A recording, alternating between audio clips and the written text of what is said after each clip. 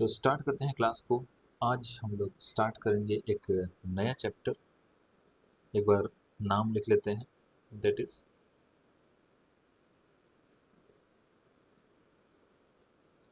Kinematics. एक बिल्कुल ही नया चैप्टर। इसके पहले हमने वेक्टर्स को कंप्लीट पढ़ा था, अब हम काइनेमेटिक्स के बारे में बात करेंगे। तो सबसे पहले बात आती है भाई, काइनेमेटिक्स है क्या चीज़। एक लाइन लिखते हैं, study of motion of a particle without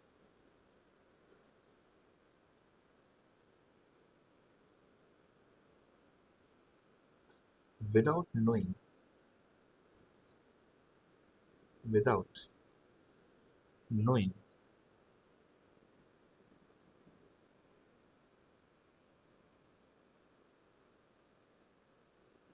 the cause of motion। तो काइनेमेटिक्स के अंदर हम लोग जो स्टडी करेंगे उसमें ध्यान क्या रखना है कि भाई एक पार्टिकल मोशन कर रहा है, हमारे लिए इतना ही इम्पोर्टेंट होगा कि हम उस पार्टिकल के मोशन की बात करेंगे, लेकिन हमें उस बात से फर्क नहीं पड़ेगा कि मोशन किसने कराया। तो कॉज ऑफ मोशन के बारे में हम लोग पढ़ेंगे जब हम लॉज ऑफ मोशन पढ़ेंगे। लॉज ऑफ मोशन, जिसको हम न्यूटन्स लॉज ऑफ मोशन भी कहते हैं। एक्चुअली एनएलएम जब शुरू होगा ना, तब हम बात करेंगे फोर्सेस के बारे में, है ना। काइनेमेटिक्स में हमें उस बात से कोई फर्क नहीं पड़ता कि भाई पार्टिकल को चलाने वाला कौन है। हमें फर्क सिर्फ इस बात से पड़ेगा कि एक गाड़ी अगर यहाँ से चलना शुरू की किसी स्पीड v से, तो किसी दूसरे टाइम बाद वो कहाँ पहुँच जाएगी, हमें बस इतने से ही मतलब होगा। हमें इससे मतलब नहीं होगा कि गाड़ी चली कैसे, इसको चलाने वाला फोर्स कौन था। फोर्स के बारे में हम लोग बात करेंगे एनएलएम में। खैर, काइनेमेटिक्स के अंदर हम लोग जो मेजर रूप से कवर करने वाले हैं वो क्या क्या टॉपिक्स हैं उसकी बात कर लेते हैं। देखो, सबसे पहला हम लोग पढ़ेंगे rectilinear motion.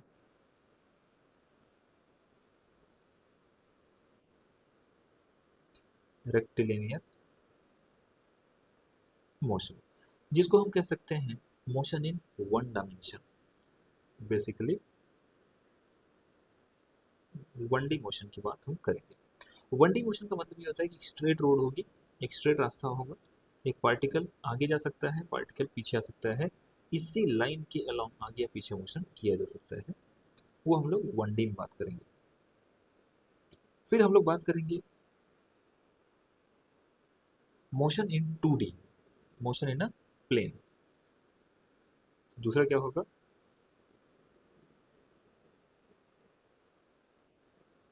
Motion in a plane. Basically इसमें हम लोग प्रोजेक्टाइल मोशन और इसकी बात करेंगे टू डी मोशन में। तो ये है टू डी मोशन।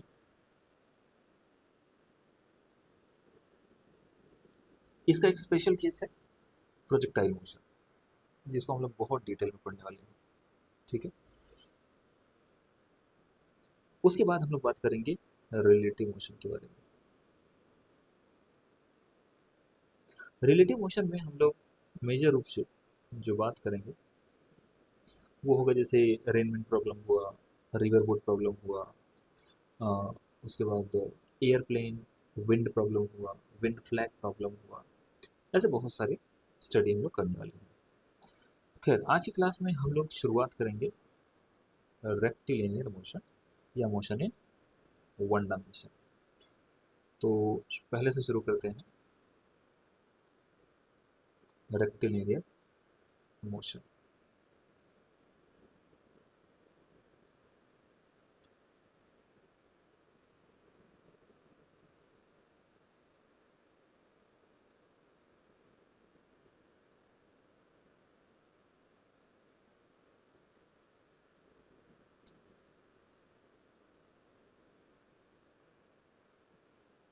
ठीक है, 1D मोशन से शुरुआत कर रहे हैं। तो सबसे पहली जो बात आती है कि भाई रेस्ट और मोशन क्या चीज़ है। तो सबसे पहला इसमें जो हम हेडिंग डालेंगे दैट इज कि रेस्ट क्या है और मोशन क्या चीज़ है। रेस्ट एंड मोशन के बारे में हम लोग थोड़ी सी बात कर लेते हैं। तो जब बात आती है मोशन की, पहले मोशन, मोशन है क्या चीज़। हम लोग अभी बात कर रहे हैं कि रेस्ट और मोशन में क्या डिफरेंस है। ठीक है, तो पहले मोशन समझ लें, फिर हमें रेस्ट ऑटोमेटिकली समझ में आ जाएगा। ठीक है, तो कहा जाता है, एक लाइन लिखते हैं, उसके बाद मैं आपको एग्जाम्पल लेके समझा दूंगा। The change in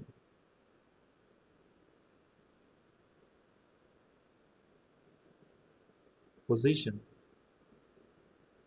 of a particle with respect to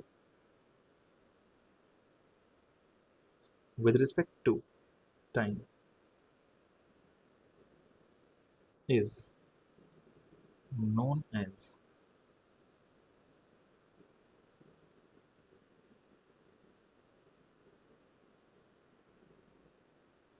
motion। Motion क्या है? The change in position of a particle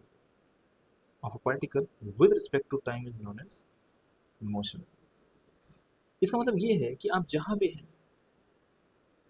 भी हैं, अगर टाइम के साथ आप अपने पोजीशन को चेंज कर रहे हैं, मान लो किसी टाइम पर यहाँ पर थे, अगले टाइम पर यहाँ पर हैं, किसी अगले टाइम पर यहाँ पर हैं, तो आप मोशन में कहे जाएंगे। अगर आपकी पोजीशन टाइम के साथ, टाइम चेंज होने के साथ पोजीशन आपकी चेंज हो रही है, तो मैं कहूँगा कि आप मोशन में हैं। बट ये बात अभी भी कंप्लीट नहीं है। एक एग्जांपल से इस बात को हम लोग समझते हैं, बहुत अच्छे से क्लैरिटी मिल जाएगी। थोड़ा सा धैर्य बनाए रखिए। देखिए एग्जांपल नंबर 1 जैसे ही मैं लिखता हूँ, कुछ मैं सवाल आपसे पूछूंगा, यहाँ से आपको क्लैरिटी मिलेगी कि रेस्ट और मोशन क्या चीज़ है। अच्छा, इस डेफिनेशन में एक चीज़ और मैं कह सकता हूँ कि अगर पोजीशन टाइम के साथ चेंज नहीं हो रहा है, तो कहा जाएगा कि जो पार्टिकल है वो रेस्ट में होगा। अगर पोजीशन चेंज हो रहा होगा तो मोशन में, और अगर पोजीशन चेंज नहीं हो रहा होगा तो वो रेस्ट में कहा जाएगा। ठीक है, एक एग्जांपल से मैं कुछ बातें आपसे पूछता हूँ, उसके बाद खुद ही क्लियर हो जाएगा कि मोशन और रेस्ट क्या चीज़ है।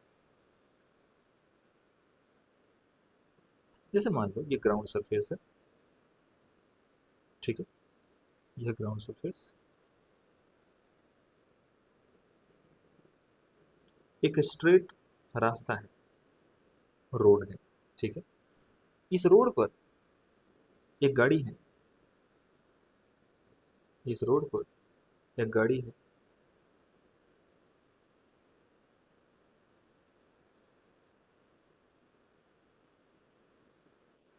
ठीक है,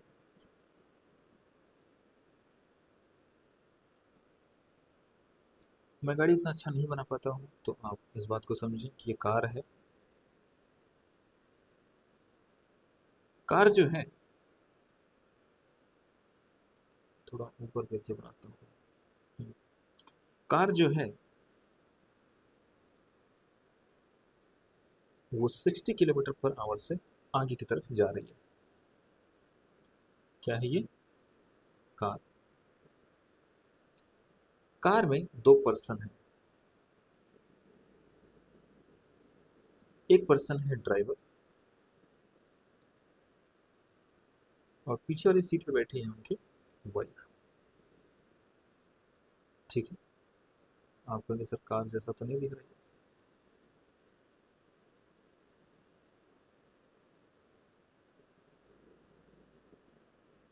कुछ ऐसा बना देते हैं, मान लेते हैं ये कार है। ठीक है, कार आगे की तरफ जा रही है 60 किलोमीटर पर आवर से। वहीं आगे चल के एक पेड़ भी है, रोड के किनारे, रोड पर नहीं, रोड के किनारे एक पेड़ है, ठीक है, ट्री। और कार को देखने के लिए एक पर्सन, मतलब एक पर्सन भी रोड पर है जो कार को देख रहे हैं। मान लो ये शिवम सर है, ठीक है, शिवम सर है ये स्टैंडिंग,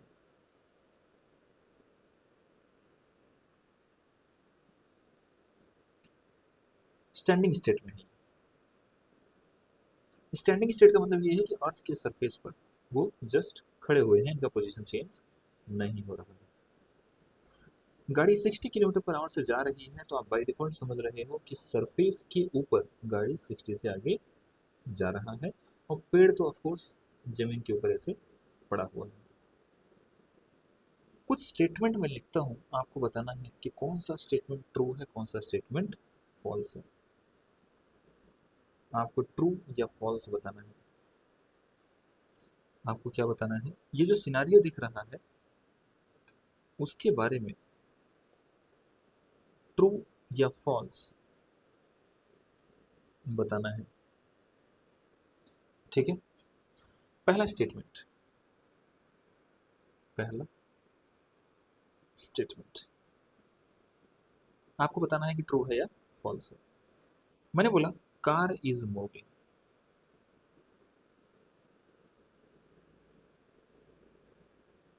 कार इज मूविंग, बस इतना ही लिखा हुआ है, कार इज मूविंग।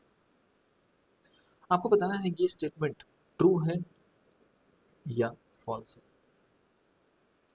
देखो, चेक करते हैं कार मूव कर रही है या नहीं।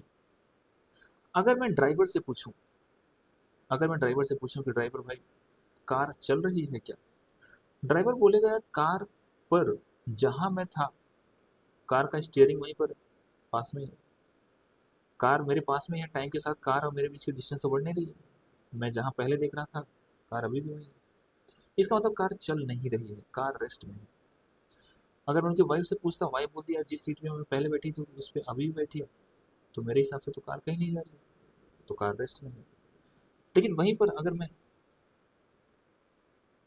इस पर्सन से पूछता कि भाई कार मूव कर रही है कि नहीं, तो ये बोलता कि यार मेरे रिस्पेक्ट में कार पहले तो यहाँ थी, अगले ही कुछ टाइम बाद कार कहीं उधर चली जाएगी। तो इनका ऑब्जर्वेशन कहता है कि कार टाइम के साथ आगे जा रहा है, इसका मतलब कार मूविंग है। तो कोई तो कह रहा है कि कार मूविंग है, कोई कह रहा है कि कार मूविंग नहीं है। तो बताओ, अगर सिर्फ इतना आपने लिख दिया कार इज मूविंग, क्या ये स्टेटमेंट कंप्लीट है? नो। तो हम ट्रू और फॉल्स तो बात की बात है, ये स्टेटमेंट ही, ये स्टेटमेंट ही इनकम्प्लीट है, स्टेटमेंट इनकम्प्लीट है। अब आप एक चीज आपके दिमाग में आने लगा होगा अभी से कि कोई ऑब्जेक्ट रेस्ट में है या मोशन में है, इसके लिए ऑब्जर्वर मैटर करता है, देखने वाला मैटर करता है। जब ये देखा तो कार रेस्ट में नजर आए, ये देखा तो कार रेस्ट में नजर आए, ये देखा तो कार मूविंग नजर आए। आप कहोगे सर ड्राइवर के हिसाब से भी तो कार मूव कर रहा था। नहीं नहीं नहीं, ड्राइवर के रिस्पेक्ट में कार तब मूव करता जब ड्राइवर के रिस्पेक्ट में कार कहीं आगे निकल गया होता, ड्राइवर यहीं रह जाता, तब कहता कि कार आगे जा रही है। अच्छा, दूसरा स्टेटमेंट, दूसरा statement, tree is moving with respect to driver, tree is moving with respect to driver. ये स्टेटमेंट कैसा है, ट्रू है या फॉल्स है? सबसे पहले ये चेक करो कि ये कंप्लीट है कि नहीं। इन्होंने बोला है कि tree is moving with respect to driver, देखने वाला कौन है? ड्राइवर। अच्छा सोच के देखो, जैसे जैसे टाइम बीतेगा कार आगे जाएगी, और जैसे जैसे कार आगे जाएगी ड्राइवर भी आगे जाएगा।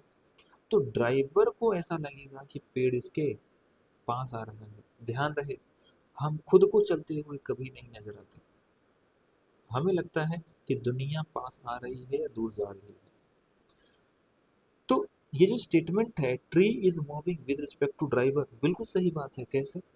ड्राइवर टाइम के साथ आगे जा रहा है, तो ड्राइवर को लगेगा कि पेड़ ड्राइवर के पास आ रहा है, तो ड्राइवर के हिसाब से पेड़ का पोजीशन हर टाइम चेंज हो रहा है। इसका मतलब ड्राइवर के रिस्पेक्ट में ये कहा कि ट्री मूव कर रही है। तो ये स्टेटमेंट कंप्लीट भी है और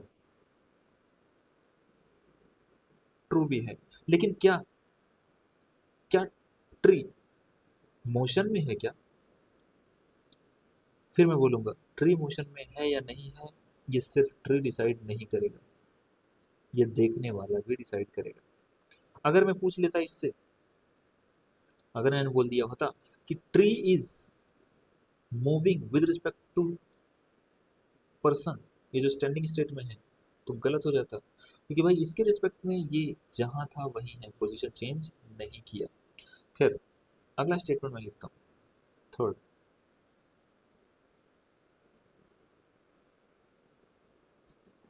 पी इज, ये जो पर्सन है, एस इज, ये जो पर्सन स्टैंडिंग है, is at rest with respect to driver. क्या ड्राइवर के रिस्पेक्ट में ये जो पर्सन एस है, स्टैंडिंग स्टेट में जो है, क्या वो मूव कर रहे हैं क्या, या रेस्ट में है? चेक करो। सवाल क्या है कि this person is at rest with respect to driver, ये बात सही है कि नहीं? चेक करो, देखो, जैसे जैसे टाइम बीतेगा ड्राइवर आगे जाएगा, ड्राइवर को ऐसा लगेगा कि ये जो पर्सन है पहले तो नजदीक था, अब दूर हो गया। ड्राइवर को लगेगा कि ये पर्सन दूर जाता जा रहा है। इसका मतलब ड्राइवर के रिस्पेक्ट में ये जो पर्सन है वो मूविंग नजर आएगा, ये पर्सन मूविंग नजर आएगा। तो मैं कह सकता हूं कि जो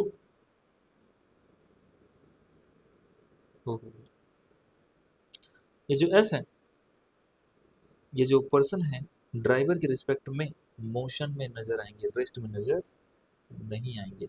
तो मैं कह दूंगा कि ये जो स्टेटमेंट होगा कैसा होगा, S is at rest with respect to driver. ये कैसा स्टेटमेंट है? फॉल्स। और अगर मैं बोलता ये जो उनको वाइफ है, वाइफ, इनके बारे में बताओ जरा। चौथा statement, wife is, wife is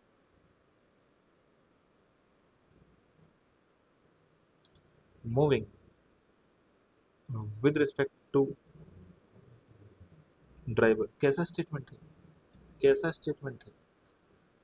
क्या वाइफ का पोजीशन चेंज हुआ ड्राइवर के रिस्पेक्ट में? नहीं।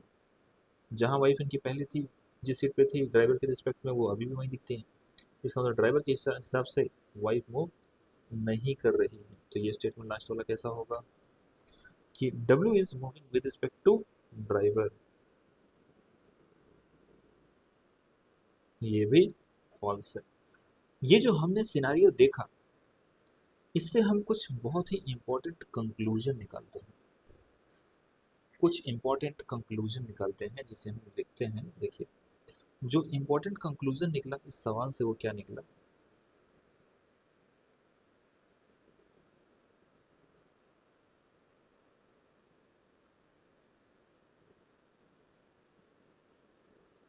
जो इंपॉर्टेंट कंक्लूजन है वो कंक्लूजन क्या निकलता है, ये देखो।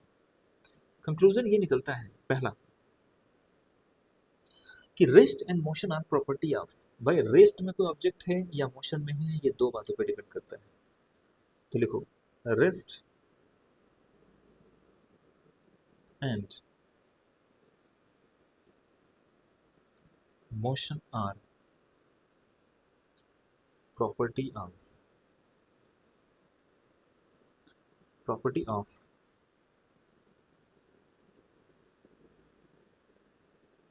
object as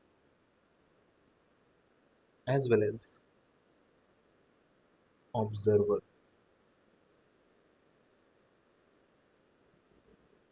इंपॉर्टेंट नोट है भाई कि रेस्ट या मोशन किस पे डिपेंड करता है, ऑब्जेक्ट और ऑब्जर्वर दोनों मिलकर डिसाइड करेंगे कि कोई पार्टिकल कोई ऑब्जेक्ट मोशन कर रहा है या नहीं।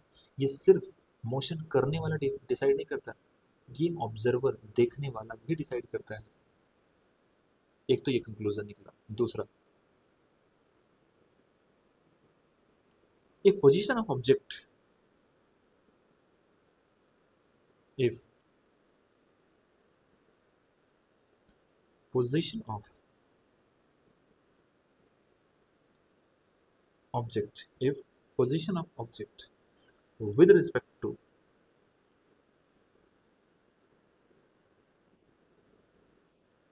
observer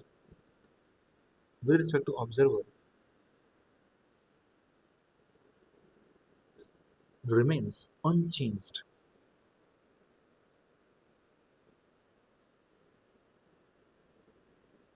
if position of object with respect to observer remains unchanged, then object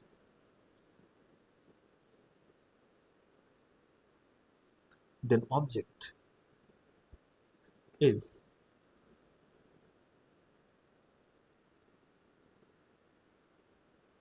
said to be at rest with respect to that observer। बड़ा इंपॉर्टेंट है भाई, ध्यान रहे। इफ पोजीशन, अगर किसी ऑब्जेक्ट का पोजीशन चेंज हो रहा है ऑब्जर्वर के रिस्पेक्ट में, तो उस ऑब्जर्वर के हिसाब से पार्टिकल मूविंग होगा। बात समझ आ रही है? तो जब हम बोलते हैं ना कि change in position with respect to time is motion, उसमें एक चीज और भी है कि देखने वाले के नजरिए में अगर पोजीशन किसी ऑब्जेक्ट का पोजीशन चेंज हो रहा है टाइम के साथ, तो ही ये ऑब्जर्वर कहेगा कि पार्टिकल मोशन में होगा, अदरवाइज कहेंगे कि वो रेस्ट में है। तो अब चाहें तो तीसरा कंक्लूजन लिख सकते हैं, if position of object with respect to observer is changing, क्या कहेंगे, if position of object with respect to observer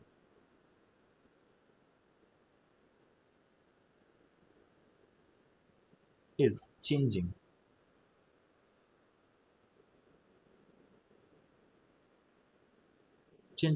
then object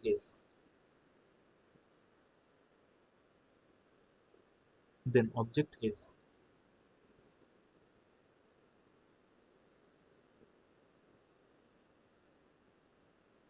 said to be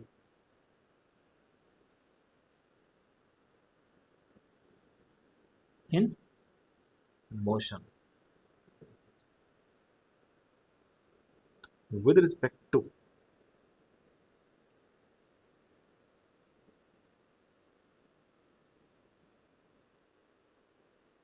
that observer। एक और कंक्लूजन बड़ा ही फेमस स्टेटमेंट है, absolute rest and absolute motion have no meaning। क्या लिखना है,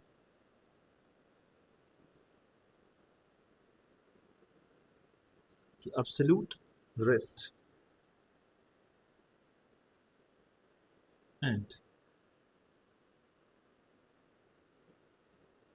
absolute motion have no meaning।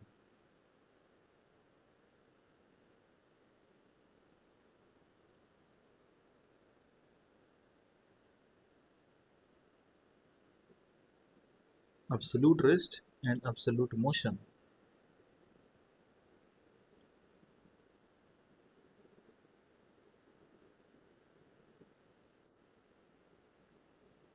Have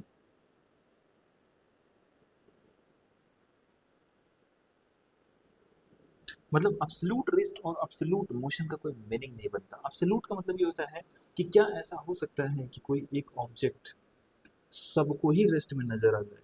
ऐसा नहीं हो सकता। कोई ना कोई पर्सन ऐसा, कोई ना कोई ऑब्जेक्ट ऐसा होगा ही, कोई ना कोई ऑब्जर्वर ऐसा होगा ही जिसके रिस्पेक्ट में ये मोशन कर सकता है। ऐसे ही अब्सोल्यूट मोशन का मतलब होता है कि कोई ऑब्जेक्ट हर एक ऑब्जर्वर के रिस्पेक्ट में मोशन में हो।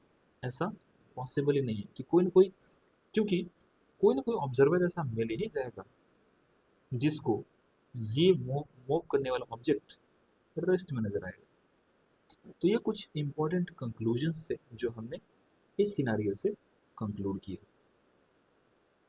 थोड़ा आगे बढ़ते हैं और लिखते हैं कि भाई टाइम क्या चीज़ है, क्योंकि बार बार टाइम आएगा कि टाइम के रिस्पेक्ट में ये हो रहा है, टाइम के रिस्पेक्ट में वो हो रहा है। तो हमें ये तो पता हो कि टाइम है क्या चीज़। इसे बहुत अच्छे से तो हम नहीं ही समझ पाएंगे, बट इसकी प्रॉपर्टी के बारे में कुछ बात हम कर सकते हैं। टाइम क्या चीज़ है, इसे कुछ बेसिक बातें हम लिख सकते हैं। क्या ये एक स्केलर क्वांटिटी है? टाइम का अपना कोई डायमेंशन, सॉरी डायमेंशन होता है, डायरेक्शन कोई नहीं होता, ईस्ट वेस्ट नॉर्थ साउथ, है ना? तो क्या ये एक स्केलर क्वांटिटी है? ठीक है। इसका एसआई यूनिट क्या है? मिनट है कि घंटा है, दिन है, सेकेंड है? एसआई यूनिट क्या है? इसका एसआई यूनिट है सेकेंड, जिसको हम स्मॉल एस से डिनोट करते हैं। तीसरी बात, क्या टाइम कभी घट सकता है क्या? भाई समय एक ही दिशा में जा रहा है, समय हमेशा बढ़ता जा रहा है। तो हम कहेंगे time can never decrease, time can never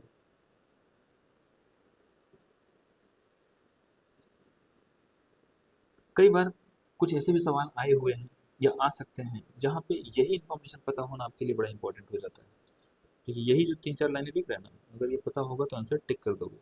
ऐसे सवाल भी आते हैं। दूसरे एक एक और इसके बारे में बात लिखते हैं। अच्छा एक बात बताओ, एक पर्सन एक टाइम पर घर भी हो, और जैसे एक बच्चा एक टाइम पर क्लास में भी हो और अपने घर पे भी हो, ऐसा पॉसिबल हो सकता है क्या? नहीं। फिजिक्स में ऐसा पॉसिबल नहीं हो सकता कि एक पर्सन अपने स्कूल में भी हो और अपने घर में भी एक साथ हो। तो हम ऐसा लिखते हैं, एक स्टेटमेंट लिखते हैं कि at a particular instant, at a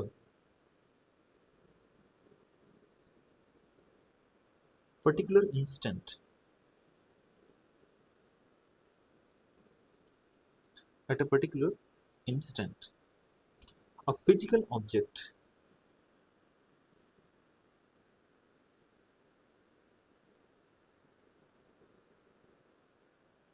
a physical object can be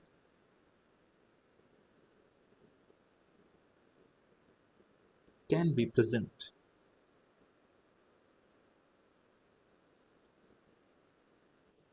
at one location only, one location only। ऐसा कभी नहीं हो सकता कि एक ही टाइम पर कोई पार्टिकल दो जगह पे हो जाए, ऐसा कभी नहीं हो सकता। ठीक है। अगर आपको थोड़ा सा याद हो तो हमने जस्ट अभी ऊपर ही जब हमने मोशन डिफाइन किया था, रेस्ट के बाद बोला था, तो हमने कहा था कि change in position of a particle with respect to time. Time क्या है थोड़ा सा अंदाजा हमने लिया, हम ये जानना चाहते हैं भाई पोजीशन क्या चीज़ है, पहले ये तो बताओ। कुछ लोगों को बात समझ में आ रही होगी कि पोजीशन का मतलब कोई यहाँ है कि यहाँ है कि यहाँ है कि नहीं है, इस टाइप से। लेकिन थोड़ा सा पोजीशन को अच्छे से डिफाइन करते हैं। तो अगला अपना टॉपिक है पोजीशन क्या चीज़ है, पहले पोजीशन बताओ। देखो पोजीशन, पोजीशन को कई बार पोजीशन वेक्टर भी कह के हम लोग, पोजीशन और कंप्लीट इसको पोजीशन वेक्टर बोलते हैं। Position vector. अब पोजीशन या पोजीशन वेक्टर सुनते ही घबराना नहीं है, हमें अभी पोजीशन, हम पोजीशन की बात कर रहे हैं।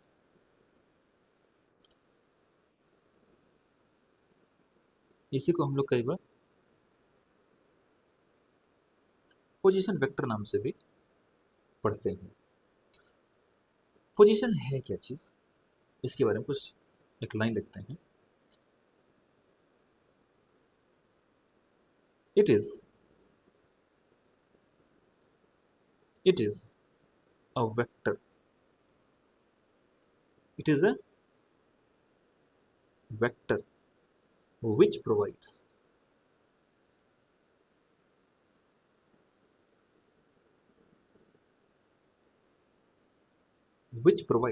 location of an object of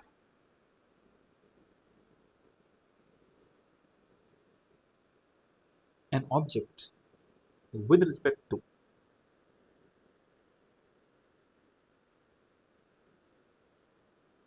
observer। Actually with respect to origin लिखना ज्यादा अच्छा होगा, विद रिस्पेक्ट टू ओरिजिन। और ये जो ओरिजिन लिखा ना, एक्चुअली ओरिजिन पर ही हमारा ऑब्जर्वर होता है, ठीक है। In most of the time जो अपना ऑब्जर्वर है, लगभग 100% टाइम ऑब्जर्वर और ओरिजिन एक ही पॉइंट पर होंगे, ठीक है। तो पोजीशन क्या चीज है, it is a vector. Position एक वेक्टर है जो कि किसी पार्टिकल या ऑब्जेक्ट के लोकेशन को बताने के लिए यूज किया जा सकता है, किया जाता है ओरिजिन के रिस्पेक्ट में। जरा ड्रॉ करके दिखाते हैं, फिर आपको बात थोड़ी ज्यादा क्लियर होगी। मान लो कि ये वाई एक्सिस है और ये एक्स एक्सिस है, ठीक है। इमेजिन करो कि एक पार्टिकल है, आप इमेजिन करो कि एक पार्टिकल है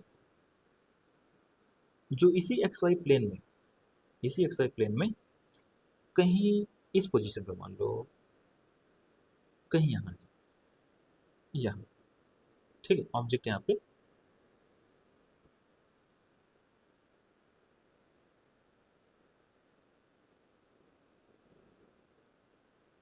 एक ऑब्जेक्ट है जो यहाँ पर इस वाले पोजीशन पर रखा हुआ है। आप कह सकते हो कि सर ये कुछ यूनिट एक्स में है, कुछ यूनिट वाई में है, तो इसका कोऑर्डिनेट वगैरह लिखा जा सकता है एक्स कॉमा वाई करके। खैर उसकी हम बात नहीं कर रहे हैं भाई। देखो पोजीशन वेक्टर क्या है, बाय डेफिनेशन आपको समझ में आ गई होगी बात। It is a vector which provide location of object with respect to origin. तो आपको क्या करना है कि एक ऐसा वेक्टर बनाना है, एक ऐसा वेक्टर बनाना है जो ओरिजिन से शुरू हो और उस ऑब्जेक्ट तक जाए, ओरिजिन से शुरू हो इस ऑब्जेक्ट के पास तक जाए।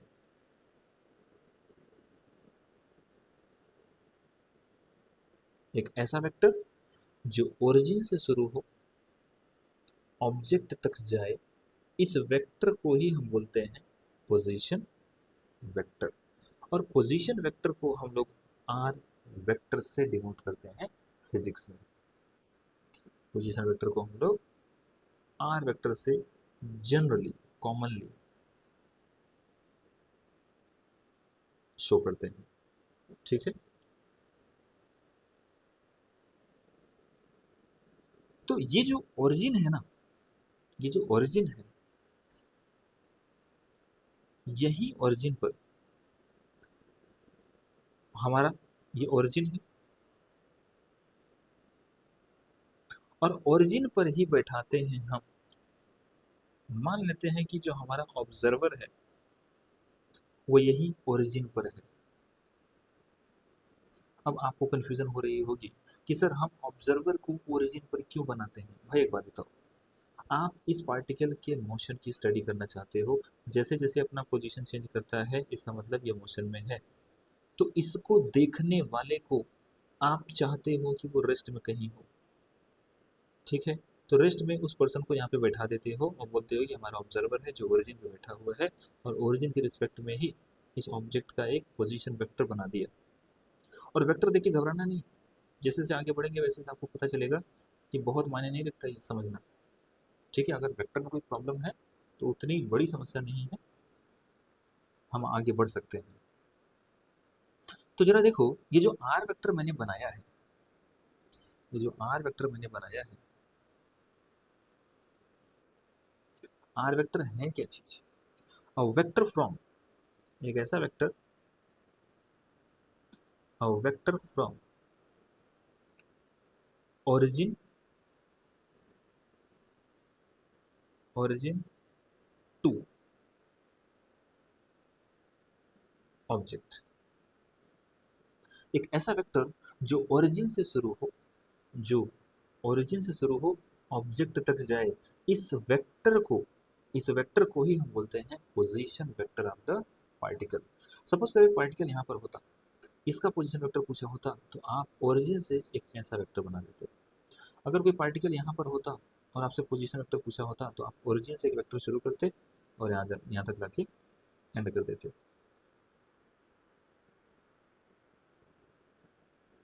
दूसरी बात, थोड़ा और भी कुछ बातें लिखते हैं कि ऑब्जर्वर, जो ऑब्जर्वर है,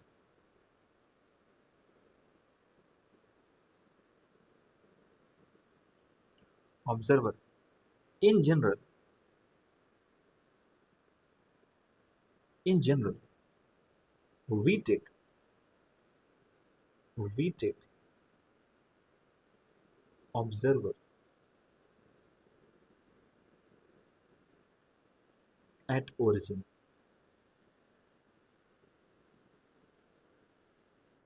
at origin। अब आर वेक्टर के बारे में अगर मैं कुछ बातें करूं कि भाई आर वेक्टर जो पोजीशन वेक्टर है वो बेसिकली, आर वेक्टर को हमने पोजीशन वेक्टर बोला, तो पोजीशन वेक्टर कैसी क्वांटिटी है? पोजीशन वेक्टर कैसी क्वांटिटी है? एक वेक्टर क्वांटिटी है। पोजीशन वेक्टर नाम में ही है, अब वेक्टर क्वांटिटी, पोजीशन वेक्टर एक वेक्टर क्वांटिटी है। इसका एसआई यूनिट क्या होगा भाई? एक ऐसा वेक्टर जिसमें लेंथ है, जिसमें वेक्टर के पास क्या होता है? लेंथ होता है और डायरेक्शन होता है। तो इस लेंथ के वजह से कुछ ना कुछ मीटर तो आएगा, लेंथ आएगा ना, और लेंथ का डायमेंशन क्या होता है? एल। खैर यूनिट की बात करते हैं, एसआई यूनिट की बात करते हैं, तो एसआई यूनिट में जो पोजीशन वेक्टर है उसका मेजरमेंट हम मीटर में करते हैं। तीसरी बात, इस पोजीशन वेक्टर का डायमेंशन क्या होगा? जिसका यूनिट मीटर है उसका डायमेंशन, सिंपल सी बात है, dimension of position vector is equal to L, जिसको हम M0L1T0 भी लिख सकते हैं। तो ये कुछ बातें थी पोजीशन वेक्टर के बारे में, बहुत घबराने की जरूरत नहीं है। देखो भाई, पोजीशन या position vector, position vector basically किसी पार्टिकल के लोकेशन को बताने के लिए यूज किया जाता है। ये एक ऐसा वेक्टर होता है जो ओरिजिन से शुरू होकर पार्टिकल तक बना दिया जाता है। पार्टिकल यहाँ होगा तो पोजीशन वेक्टर ऐसा होगा, पार्टिकल यहाँ होगा पोजीशन वेक्टर ऐसा होगा, पार्टिकल यहाँ होगा पोजीशन वेक्टर ऐसा होगा। ये एक वेक्टर क्वांटिटी है, ऐसा यूनिट मीटर है, डायमेंशन इसका एल है। हम जनरली ऑब्जर्वर को ओरिजिन पर बैठा के मान के चलते हैं कि ओरिजिन पर ही अपना ऑब्जर्वर है। अगला most important, that is displacement. Next है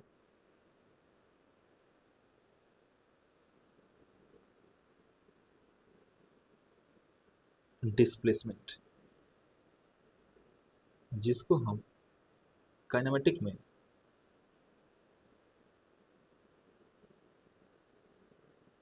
एस वेक्टर से डिनोट करेंगे। अब डिस्प्लेसमेंट कहूँ या डिस्प्लेसमेंट वेक्टर, आप अगर ध्यान से देखो तो हमने एस लिख के वेक्टर का एरो लगा दिया है। इसका मतलब डिस्प्लेसमेंट भी एक वेक्टर क्वांटिटी है। अब डिस्प्लेसमेंट है क्या चीज, पहले ये लिख लेते हैं। तो इसको बोलते हैं चेंज इन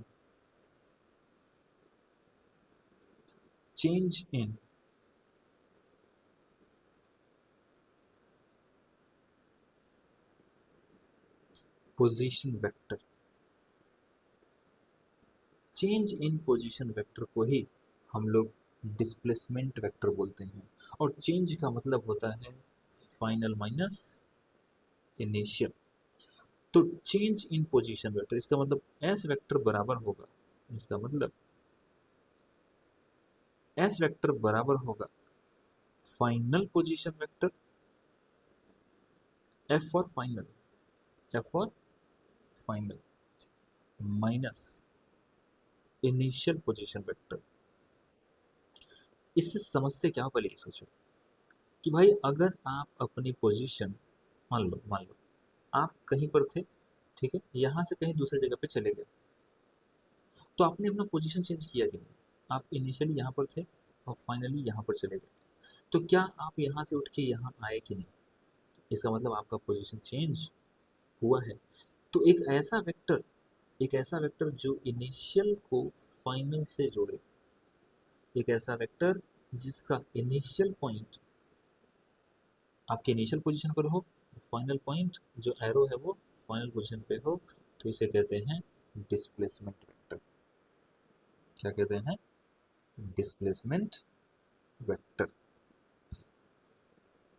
एक डायग्राम से को बना के समझते हैं, तब आपको बात थोड़ी सी ज़्यादा क्लियर होगी। जैसे मान लो कि ये एक्स एक्सिस है, ये वाई एक्सिस है। एक पार्टिकल कहीं यहाँ पर था और कहीं यहाँ पर चला गया। मान लेते हैं कि पार्टिकल का जो फाइनल पोजीशन है वो यहाँ चला आया और इनिशियल पोजीशन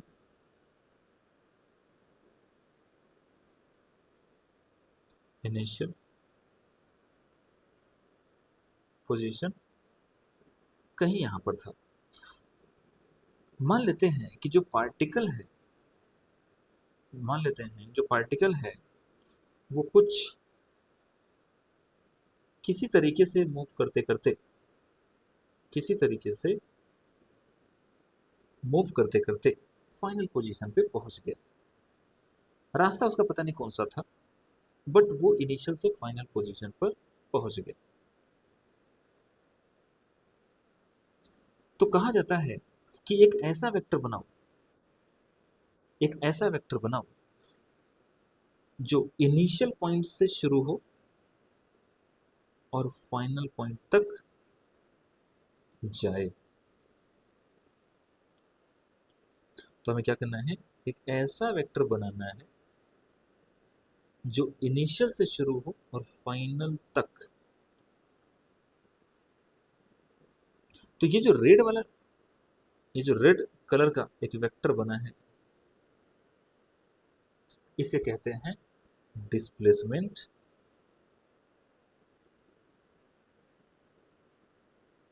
इसे क्या कहते हैं?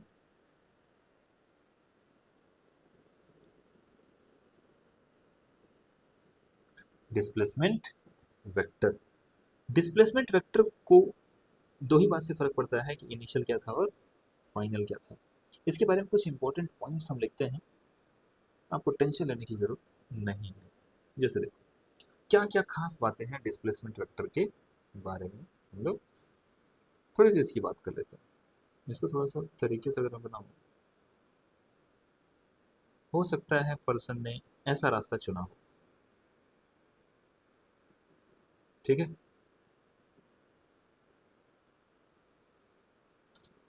लेकिन डिस्प्लेसमेंट वेक्टर उसका सिर्फ और सिर्फ इनिशियल पॉइंट और फाइनल पॉइंट पे ही डिपेंड करेगा। तो हम लोग कुछ पॉइंट्स लिखते हैं कि भाई जो डिस्प्लेसमेंट वेक्टर है, जो डिस्प्लेसमेंट वेक्टर है इसकी क्या क्या खास बातें हैं। तो पहली बात,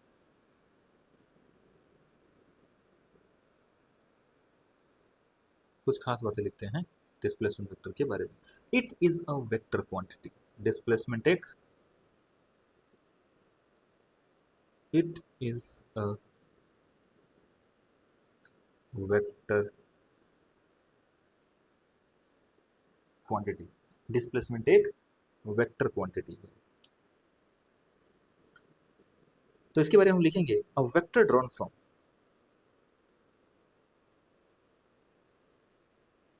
अ वेक्टर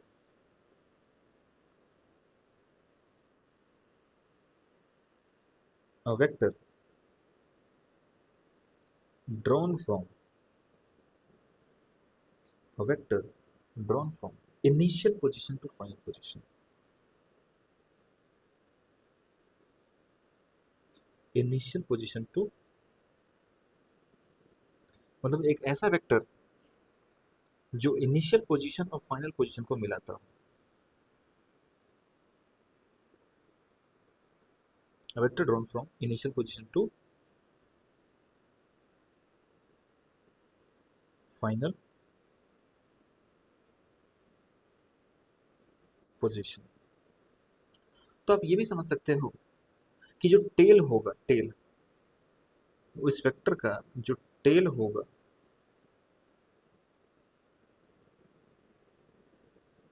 वो इनिशियल पोजीशन पर, और जो वेक्टर का हेड होगा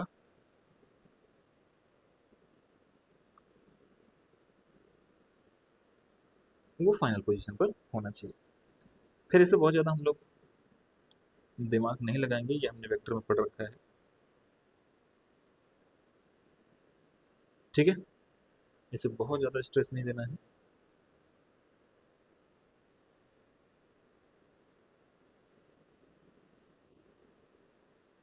तो हमने क्या देखा कि ये एक वेक्टर क्वांटिटी है, डिस्प्लेसमेंट एक वेक्टर क्वांटिटी है। दूसरी बात, it depends only on initial and final,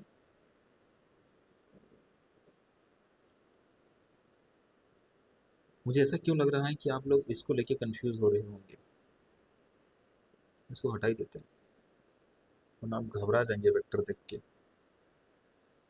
it depends, it depends only on, ये जो अभी लिख रहा हूँ बड़ा इंपॉर्टेंट है यार, it depends only on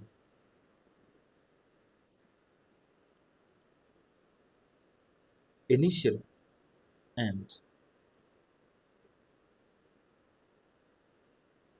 final position. मतलब डिस्प्लेसमेंट का लेना देना सिर्फ और सिर्फ इनिशियल और फाइनल पोजीशन से है। हम लिख सकते हैं it does not depend on path, it does not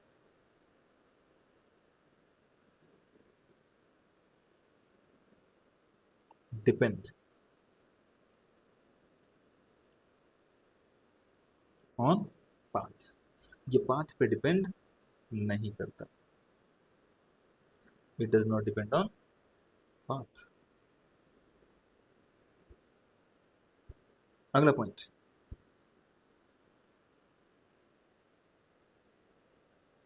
हम ऐसा भी कह सकते हैं कि displacement is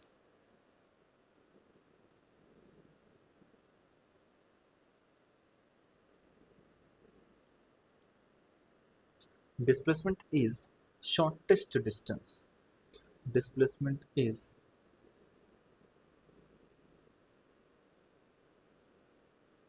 shortest distance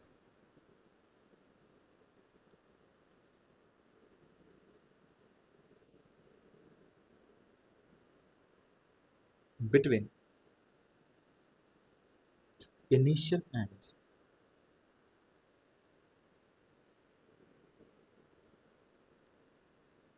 between initial and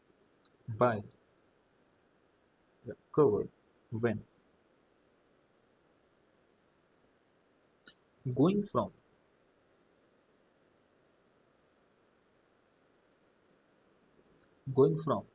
initial position to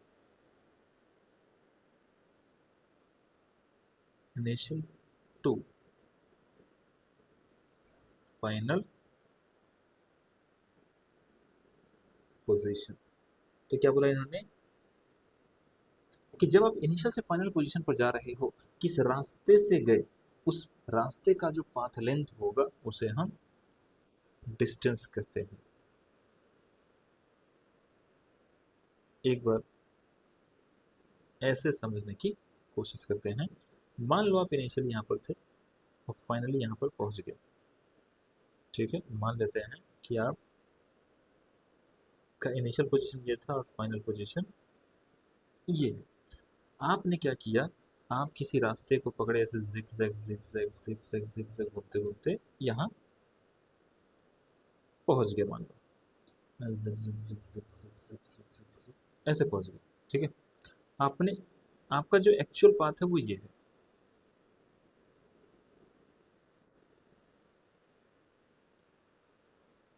actual path जो है वो ये है, मान लो, ठीक है।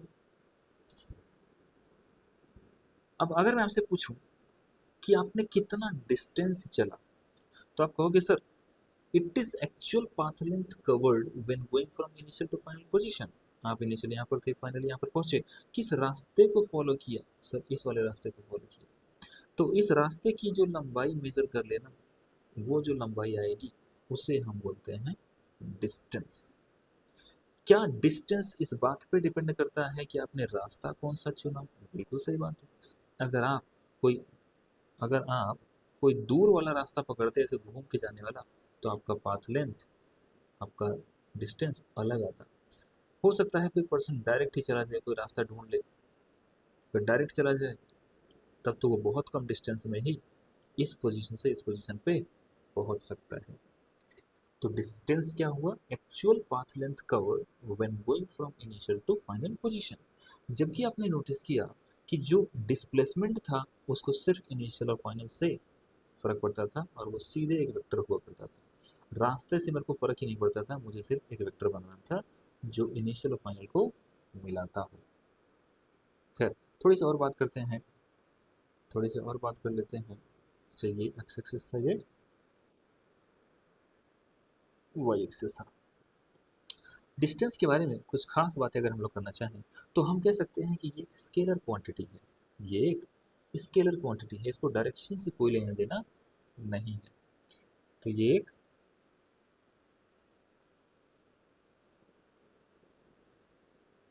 स्केलर क्वांटिटी है। इसका एसआई यूनिट क्या होगा?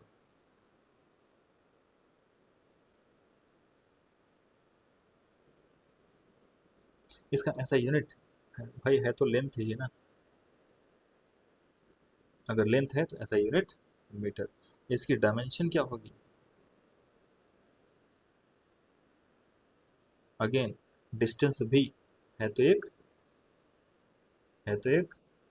लेंथ ही ना, तो यह आ जाएगा लेंथ की पावर 1। बहुत इंपॉर्टेंट बात लिख रहा हूं मैं, it depends on path. It depends on path. क्या डिस्प्लेसमेंट पाथ पे डिपेंड करता था क्या? बिल्कुल नहीं, हमने ये पहले ही देख लिया। अब हम थोड़ी बात कर लेते हैं कि भाई डिफरेंस क्या है। थोड़ी सी बात कर लेते हैं कि डिस्प्लेसमेंट और डिस्टेंस में डिफरेंस क्या है। तो दो कॉलम बना लेते हैं। एक तरफ लिखेंगे डिस्टेंस, एक तरफ लिखेंगे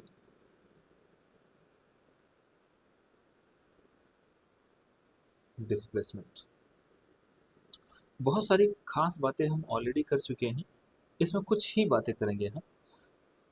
जैसे for a moving body, for a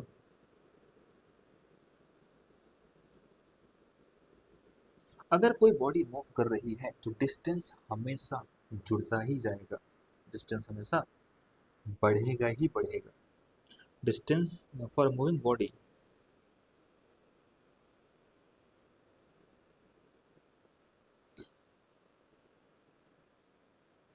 it it always increases।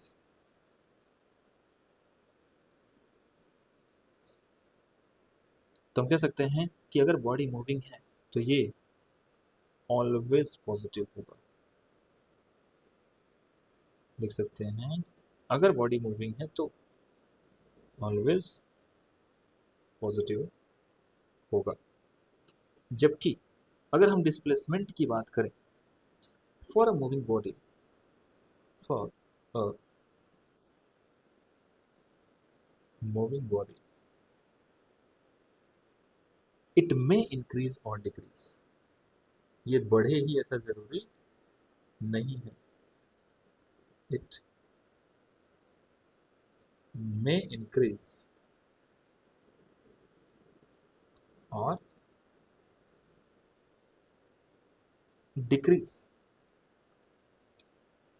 इसका मतलब ये हुआ कि ये कैन बी पॉजिटिव, नेगेटिव और इट कैन बी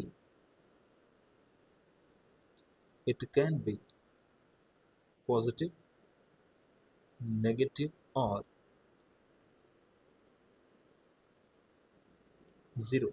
ये कुछ भी हो सकता है, ये पॉजिटिव भी हो सकता है, नेगेटिव भी हो सकता है और जीरो भी हो सकता है। भाई जो भी वेक्टर क्वांटिटीज होंगी, वो प्लस में भी आ सकती है, माइनस में भी आ सकती हैं और जीरो भी आ सकती हैं। आप ऐसे याद कर सकते हो।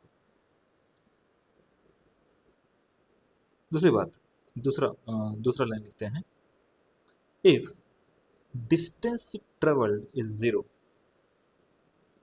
इफ अगर आपको पता चले कि डिस्टेंस ट्रेवल इज जीरो है,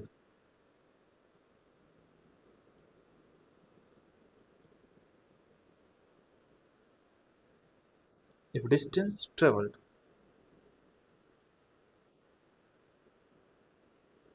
is zero,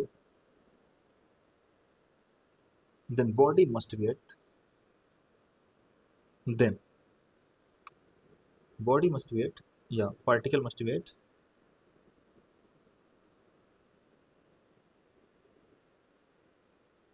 particle must be। अच्छा सोचिए, देखो, अगर आपने मूव किया होता, अगर पार्टिकल ने मूव किया होता तो कुछ ना कुछ डिस्टेंस आता ही आता। और अगर मैं कह रहा हूं कि डिस्टेंस ही जीरो है, इसका मतलब पार्टिकल चलना शुरू ही नहीं किया होगा। जबकि मैं डिस्प्लेसमेंट के लिए क्या कह सकता हूं कि इफ डिस्प्लेसमेंट इज जीरो, अगर कभी आपको पता चले कि डिस्प्लेसमेंट जीरो है, तो क्या आप ऐसा कंक्लूड कर लोगे क्या कि पार्टिकल चला ही नहीं होगा?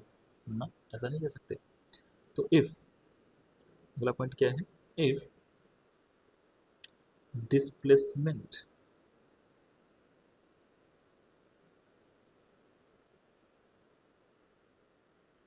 इफ डिस्प्लेसमेंट इज जीरो, अगर डिस्प्लेसमेंट जीरो हुआ, देन बॉडी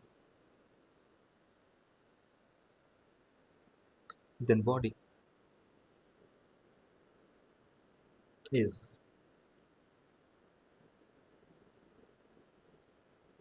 आइदर एट, हो सकता है वो रेस्ट में हो, और पासिंग थ्रू इनिशियल पोजीशन,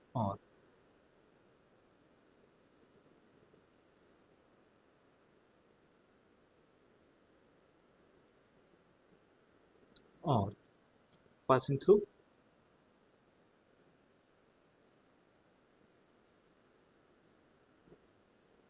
याद करो, हमने बोला था कि अगर इनिशियल पोजीशन और फाइनल पोजीशन सेम हुए तो डिस्प्लेसमेंट जीरो होगा। Passing through initial position,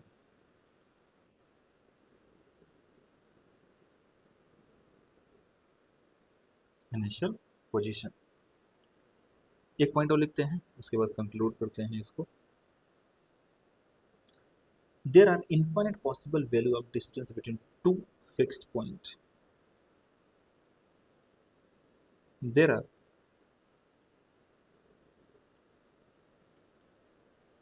infinite possible value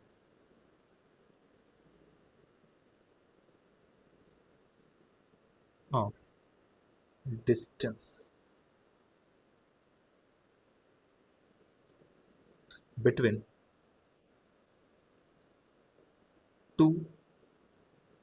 between two fixed points।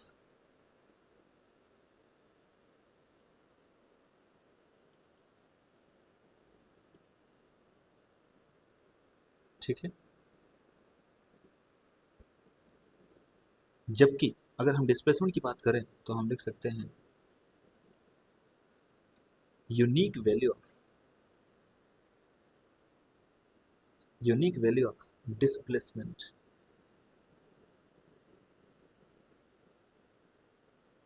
unique value of displacement between two fixed points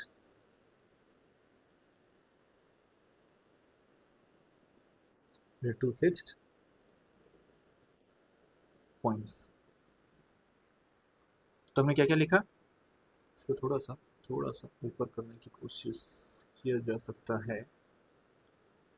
थोड़ा सा ऊपर करते हैं इसको ताकि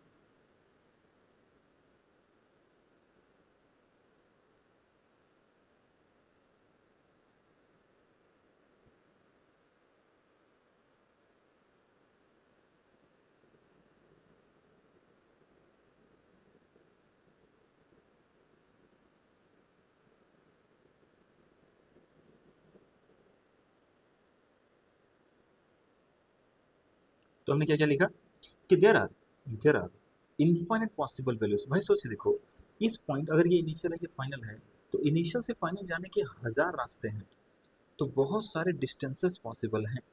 लेकिन इसी इनिशियल और फाइनल के बीच में मात्र एक ही डिस्प्लेसमेंट पॉसिबल है, जो कि सीधा इस लाइन को, मतलब इस पॉइंट को इस पॉइंट से जोड़ेगा। तो दो पॉइंट के बीच में एक यूनिक वैल्यू ऑफ डिस्प्लेसमेंट मिलेगी, लेकिन उन्हीं दो पॉइंट के बीच में 1000 रास्ते हैं जहाँ से आप ट्रेवल कर सकते हो।